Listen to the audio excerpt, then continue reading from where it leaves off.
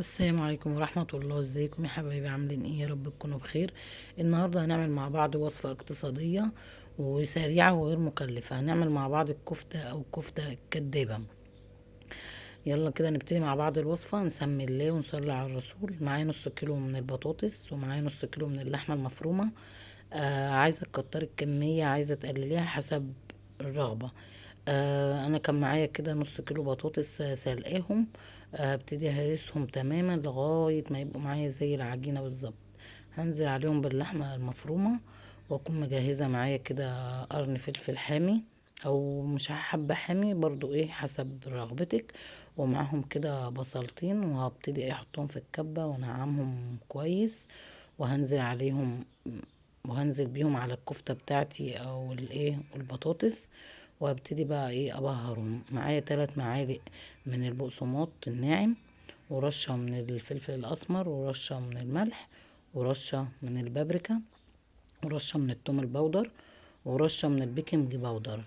ومعايا معلقة كبيرة من بهارات الكفتة، ومعلقة برضو كبيرة او رشة من البقدونس الفريش.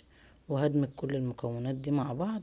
وهبتدي اجيب ايه صينية، هنزل فيها بشرايح من البطاطس وشرايح من الطماطم وشرايح من البصل. وهحط عليهم رشة من الملح ورشة من الفلفل ورشة من الزيت. وهبتدي بقى ايه اصبع الكفتة ايه بتاعتي. بسم الله. صبع الكفتة بتاعتي كده وهرصها ايه على الصينية كده. بعد ما صبعت الكفتة بتاعتي وخلصتها تماما، هبتدي ايه انزل عليهم بنص كوباية ايه من المية. كنت مجهزة الفرن بتاعي على درجة حرارة 180. وايه وهدخل الكفتة بتاعتي ايه الفرن.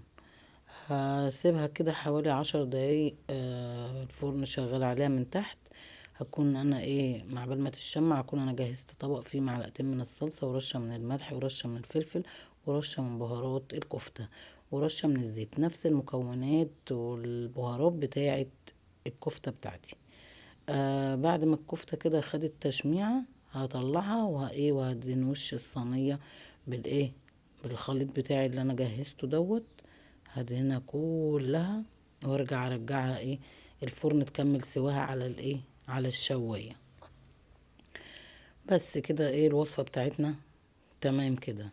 اتمنى تجربوا الوصفة بتاعتي، واتمنى تقولوا لي رأيكم في التعليقات، هل هي كفتة كدابة ولا كفتة حقيقية.